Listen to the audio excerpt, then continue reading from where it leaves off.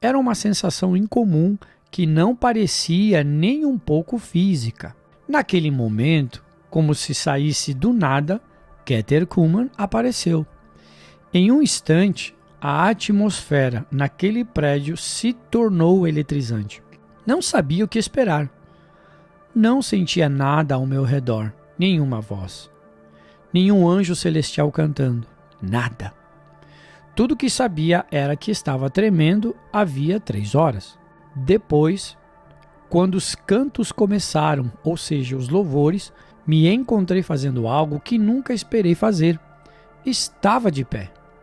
Minhas mãos estavam levantadas e havia lágrimas escorrendo pelo meu rosto quando cantavam um hino. Era como se eu estivesse explodido. As lágrimas nunca tinham escorrido dos meus olhos tão rapidamente. Nem me fale em êxtase. Era um sentimento de intensa glória. Não estava cantando de modo que normalmente cantava na igreja. E quando chegou naquela parte que diz: "Então canta minha alma, meu Deus Salvador, para ti", cantei literalmente com a minha alma. Estava tão perdido no espírito daquela canção que demorei uns momentos para perceber que minha tremedeira tinha parado completamente. Mas a atmosfera daquele culto continuou.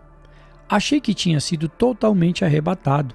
Estava fazendo uma adoração mais forte do que qualquer coisa que já vi ou que já tinha experimentado.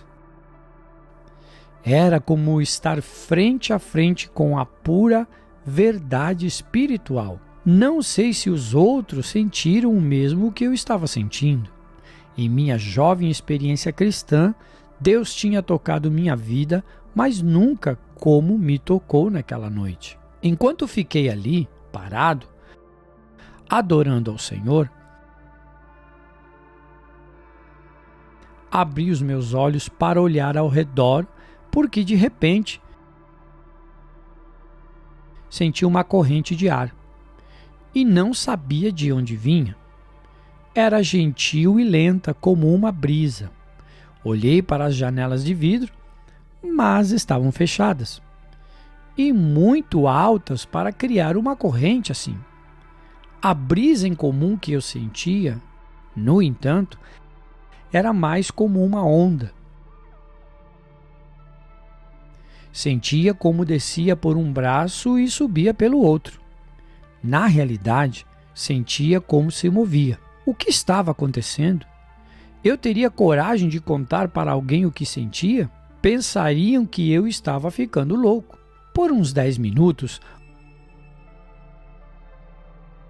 ou foi o que pareceu, as ondas daquele vento continuaram a me levar, e foi então que senti como se alguém tivesse enrolado meu corpo em um cobertor puro, um cobertor quente. Caterhumman começou a pregar para as pessoas, mas eu estava tão perdido no espírito que realmente não prestei atenção. O Senhor estava mais perto de mim do que nunca. Senti que precisava falar com o Senhor, mas tudo que conseguia sussurrar era: "Querido Jesus, por favor, tenha piedade de mim." E repetia: "Jesus, por favor, tenha piedade de mim." E eu me sentia tão indigno. Sentia-me como Isaías quando esteve na presença do Senhor. "Ai de mim, estou perdido, pois sou um homem de lábios impuros e vivo no meio de um povo de lábios impuros. Os meus olhos viram o Rei, o Senhor dos Exércitos", conforme está escrito em Isaías capítulo 6 e versículo 5. A mesma coisa aconteceu quando as pessoas viram a Cristo. Imediatamente viram sua própria sujeira, sua necessidade de purificação. Foi o que aconteceu comigo. Era como se um holofote gigante estivesse me iluminando. Tudo o que conseguia ver eram minhas fraquezas, meus erros e os meus pecados. Voltei a repetir: "Querido Jesus, por favor, tenha piedade de mim." Depois ouvi uma voz que eu sabia ser de Deus. Foi sempre tão gentil, mas era inconfundível. Ele falou para mim: minha misericórdia sobre você é abundante. Minha vida de orações, até aquele ponto, era normal de um cristão médio. Mas agora eu não estava apenas falando com o Senhor, Ele estava falando comigo. Oh, que comunhão foi aquela! Não sabia, mas o que estava acontecendo comigo na terceira fila da primeira igreja presbiteriana era somente uma antecipação do que Deus tinha planejado para o futuro. Aquelas palavras ressoavam em meus ouvidos: minha misericórdia sobre você é abundante. Eu me sentei chorando e soluçando. Não havia nada em minha vida que se comparasse com o que estava sentindo. Estava tão completo e transformado pelo Espírito que nada mais me importava. Não me importava se uma bomba nuclear acertasse a cidade e o mundo todo explodisse. Naquele momento senti, como descreve a palavra de Deus, paz, que excede todo o entendimento, conforme está escrito em Filipenses capítulo 4, versículo 7. O meu amigo tinha me contado sobre os milagres que aconteciam nos encontros da Catechumen, mas eu não tinha ideia do que estava prestes a presenciar nas 3 horas seguintes. Pessoas que eram surdas, de repente, podiam ouvir. Uma mulher se levantou da sua cadeira de rodas. Havia testemunhos de cura de tumores, artrite, dores de cabeça e muito mais. Mesmo seus críticos mais severos reconheciam as curas genuínas que acontecia em seus encontros. O culto foi longo, mas parecia um momento breve. Nunca tinha me sentido tão movido e tocado pelo poder de Deus antes. Enquanto o culto continuava e eu orava em silêncio, tudo parou de repente. Pensei: por favor, Senhor, não permita que esse encontro termine.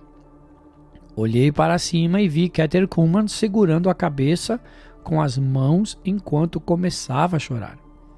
Ela chorou e soluçou tão alto que tudo parou. A música parou. Os ajudantes ficaram congelados em suas posições. Todo mundo olhava para ela. E eu não tinha a menor ideia por que ela estava chorando. Nunca tinha visto um ministro fazer isso. Por que ela chorava? Contaram-me mais tarde que ela nunca tinha feito qualquer coisa como aquela antes, e membros da sua equipe se lembram disso até o dia de hoje. Continuou chorando por uns 2 minutos, depois levantou a cabeça. Lá estava ela, a poucos passos à minha frente. Os olhos estavam queimando e ela estava viva. Naquele instante, Catechumen foi ousada de uma forma que eu nunca tinha visto na vida. Apontou seu dedo para frente com enorme poder e emoção, até dor. Se o demônio em pessoas estivesse ali, ela teria se livrado dele com um simples toque. Foi um momento de incrível dimensão. Ainda chorando, olhou para a audiência e disse com muita agonia: por favor. Ela parecia esticar as palavras: por favor, não entristeça o Espírito Santo. Ela estava implorando. Se você puder imaginar uma mãe implorando para um assassino não atirar em seu bebê, foi assim. Ela implorou e pediu: por favor. Ela chorava: não entristeça o Espírito Santo. Até hoje posso ver seus olhos. Era como se estivessem me olhando diretamente. E quando falou isso, dava para soltar um alfinete e ouvi-lo cair. Eu tinha medo de respirar. Não movia nenhum músculo. Estava me segurando no banco na minha frente, tentando imaginar o que aconteceria em seguida. Depois ela falou: vocês não entendem? Ele é tudo que eu tenho. Pensei, o que ela está falando? Então ela continuou seu pedido fervorosamente, dizendo, por favor, não o entristeçam. Ele é tudo que eu tenho. Não machuque aquele que eu amo. Nunca esquecerei essas palavras. Ainda consigo me lembrar da intensidade da sua respiração quando as disse. Em minha igreja, o pastor falava sobre o Espírito Santo, mas não dessa maneira. Suas referências tinham a ver com dons ou línguas ou profecia e não com ele é meu amigo mais próximo, mais pessoal, mais íntimo, mais amado. Kathryn Kuhlman estava me dizendo sobre uma pessoa que era mais real do que você ou eu. Depois ela apontou seu longo dedo para mim e disse com grande clareza, ele é mais real do que qualquer coisa neste mundo. Quando olhou para mim e pronunciou essas palavras, algo literalmente me agarrou por dentro. Realmente fiquei preso, chorei e disse, preciso ter isso. Agora, francamente, achei que todos naquele culto estavam se sentindo exatamente da mesma maneira. Mas Deus tem uma forma de nos tratar como indivíduos e acredito que aquele culto era só para mim. Por favor, entendam. Como um cristão novo, não tinha nem como compreender o que estava acontecendo naquele culto, mas não poderia negar a realidade e o poder que estava sentindo. E quando o culto chegava ao fim, olhei para a evangelista e vi o que parecia uma névoa ao redor e em cima dela. No começo, achei que meus olhos estavam me pregando uma peça, mas estava lá. O seu rosto estava brilhando como uma luz atravessando a névoa. Não acreditei em nenhum momento que Deus estivesse tentando glorificar a Kathryn Kuhlman, mas acredito que Ele usou aquele culto para revelar o seu poder para mim. Quando o culto terminou, a multidão saiu, mas eu não queria me mover. Tinha vindo correndo, mas agora queria apenas me sentar e refletir sobre o que tinha acontecido. O que sentira naquele prédio foi algo que minha vida pessoal não me oferecia. Eu sabia que a perseguição continuaria quando voltasse para minha casa. Minha autoimagem estava praticamente destruída por causa dos meus problemas da fala. Até quando eu era criança, nas escolas católicas, minha gagueira tinha me isolado. Eu quase não conversava com ninguém. Mesmo depois que me tornei cristão, fiz muito poucos amigos. Como poderia conhecer novas pessoas se quase não conseguia me comunicar? Então, não queria que essa sensação encontrada em Pittsburgh me deixasse. Tudo que eu tinha na vida era Jesus. E nada mais na minha vida tinha muito significado. Eu não tinha nenhum futuro real. Minha família tinha praticamente virado as costas para mim. Eu sabia que me amavam, mas a minha decisão de servir a Cristo criou um abismo que era amplo demais. Fiquei sentado ali. Afinal, quem quer ir para o inferno depois que foi para o céu? Mas não havia escolha. O ônibus estava esperando e eu precisava voltar. Parei no fundo da igreja por um último momento pensando, o que ela quis dizer? O que estava falando quando se referiu ao Espírito Santo? Durante todo o caminho de volta a Toronto fiquei pensando, não sei o que ela quis dizer. Até perguntei a algumas pessoas no ônibus. Não puderam me responder porque também não tinham entendido. Não é preciso dizer que quando cheguei em casa, estava totalmente exausto pela falta de sono, pelas horas na estrada e por uma experiência espiritual que fora como uma montanha-russa emocional. Meu corpo estava pronto para descansar, mas não conseguia dormir.